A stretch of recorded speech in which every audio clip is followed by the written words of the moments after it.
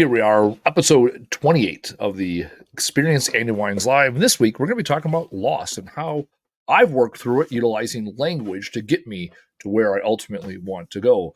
First, I'm going to practice my moment of gratitude. Every week, I come on here and I talk about gratitude. And it's the one time a week I can honestly say that I focus on the good. There's other times I do it. This is the time where this is the designated time. And as Sunday turns into Monday and I start to think about the show and what we're going to present, I'm very genuine in, okay, what am I grateful for since the last time I was able to share with you all? And this week I am forever grateful for my daughter. I picked her up on Friday.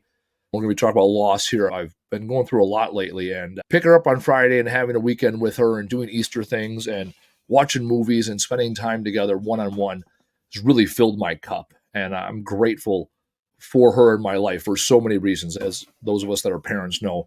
Watching our children grow and evolve and learn, it is beyond inspiring. And on days where I struggle to figure out my purpose in this world or struggle to move forward or keep my wits about me, when she's in town, she's a really good reminder of what I have to work for, what I have to look forward to. And I'm extremely grateful for her.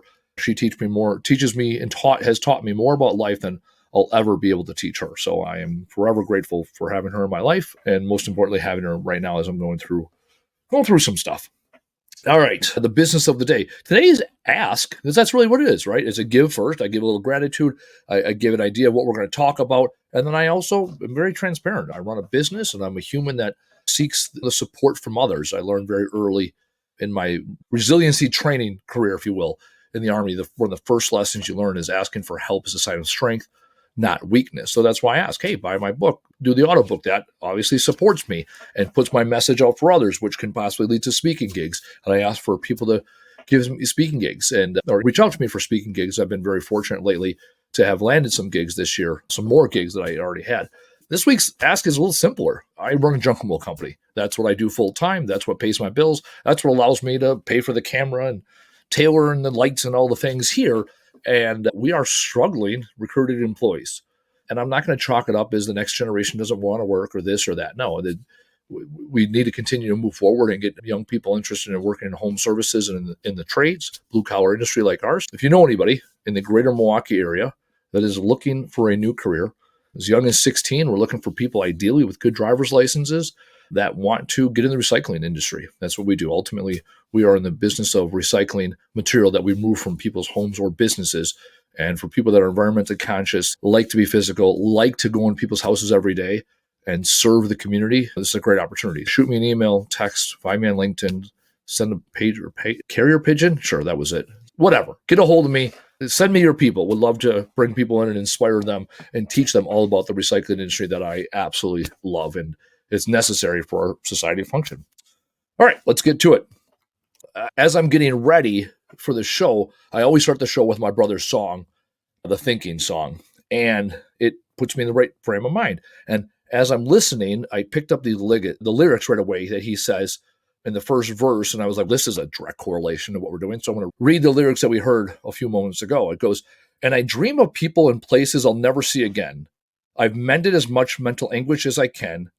And now I try to use this language to take these thoughts from my head to my pen. Because though I don't speak of my dead friends or the circumstances often, the blow never softens or yields. And that's what we're talking about today. Dead friends, lost opportunities, relationships that are missing in your life. Whatever the case is, it's this idea of loss. And as I thought about the title of this episode, at first I said dealing with loss. And I go, I hate the word dealing with. It has a negative connotation for me, at least. I'm going to take my headphones off.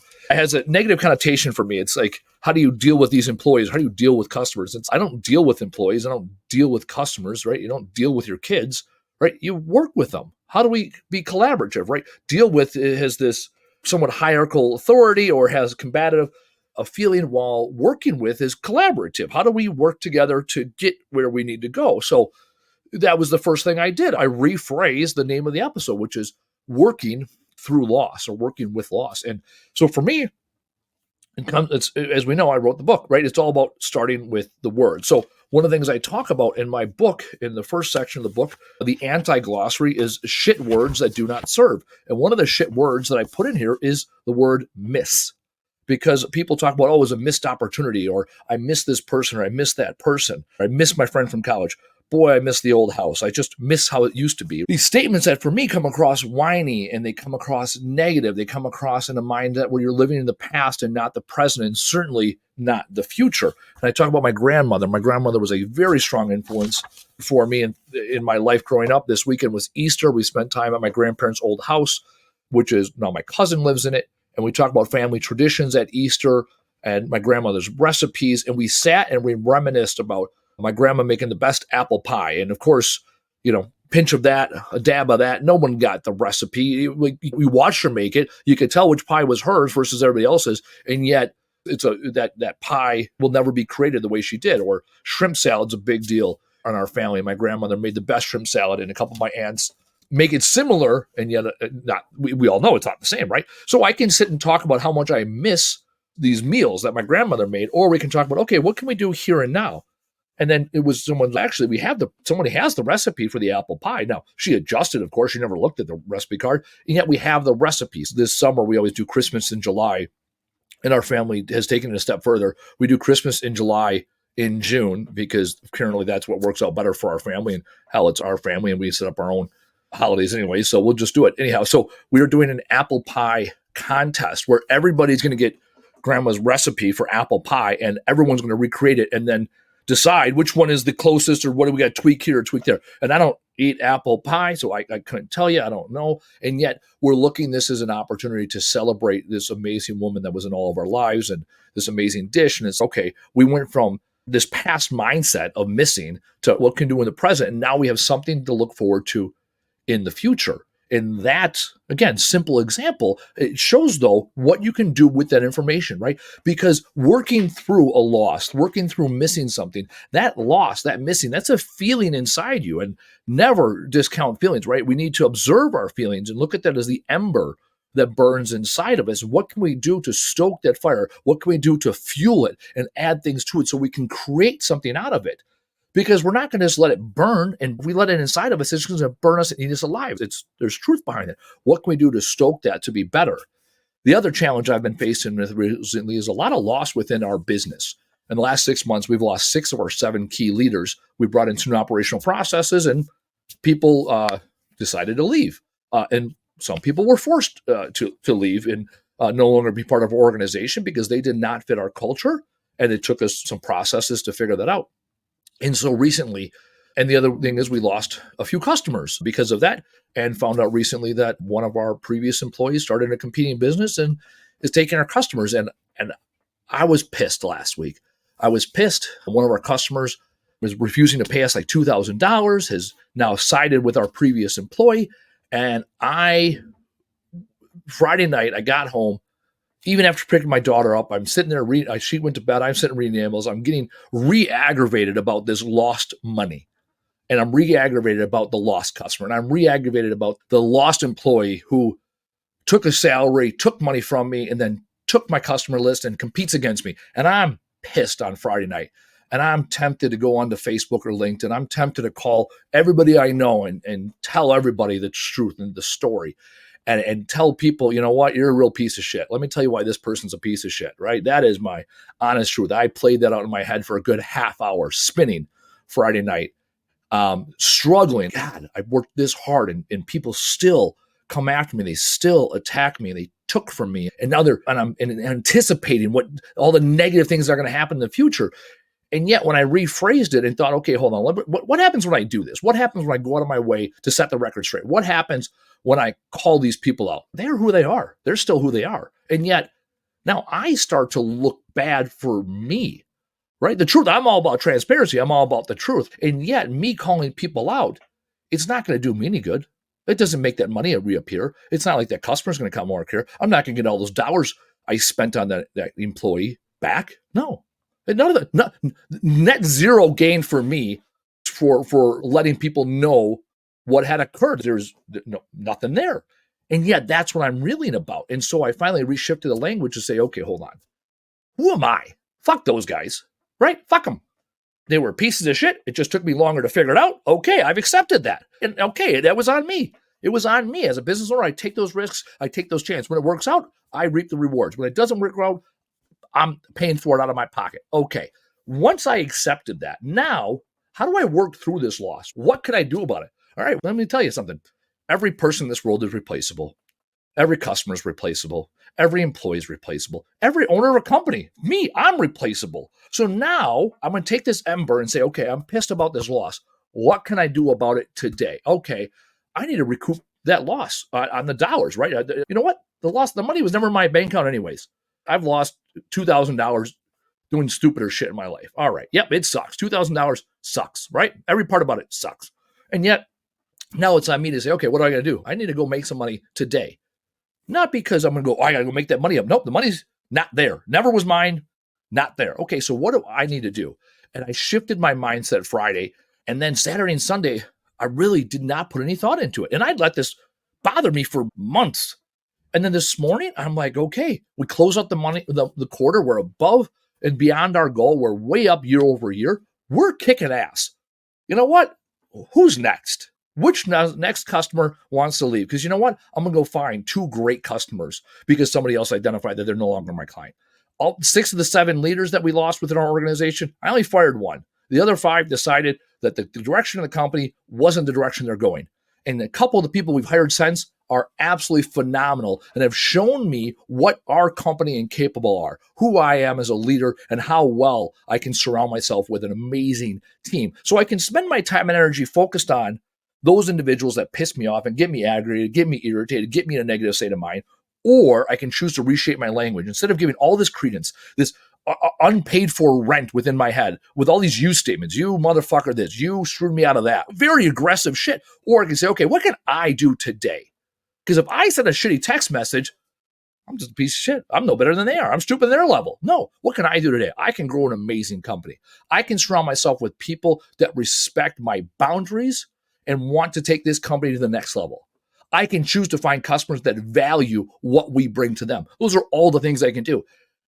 We got over 7,000 customers. We've worked on over 10,000 projects in the last 8 years. I got this. I've done it before. I will do it again because I know how to do it. And when I focus on that, I'm a better person. I'm a better leader. I'm a better business owner. And it's no different than your personal life. When you set boundaries and people leave your life, it's your opportunity to say, okay, what are my boundaries? And before I let these next people in, what are my boundaries? And do they fit these boundaries? And if they do not fit the boundaries, you're not obligated to let them in.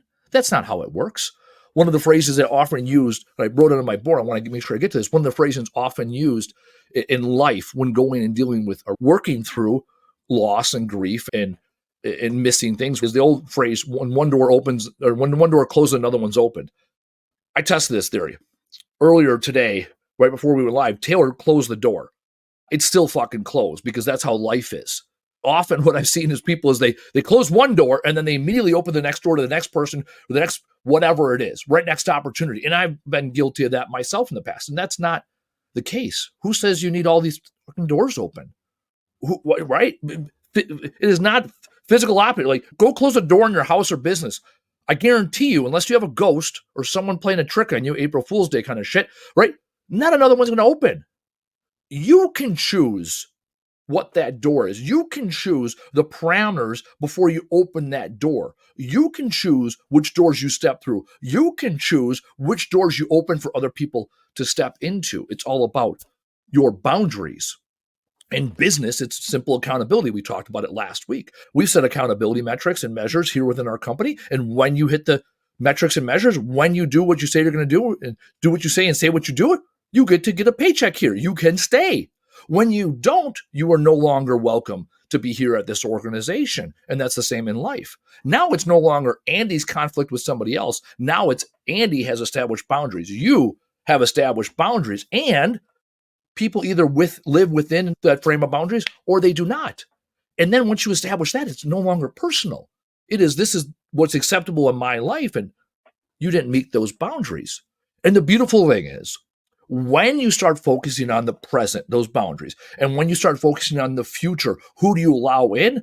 Optimism rises to the top. My grandmother, who I talked about earlier, she was a wise woman that stood by the kitchen sink and did dishes and sang in church hymns and knew her Bible inside and out. And she was sixth grade education, yet one of the wisest women I ever met. And she said something to me years ago, and it carries with me today, right? It all works out.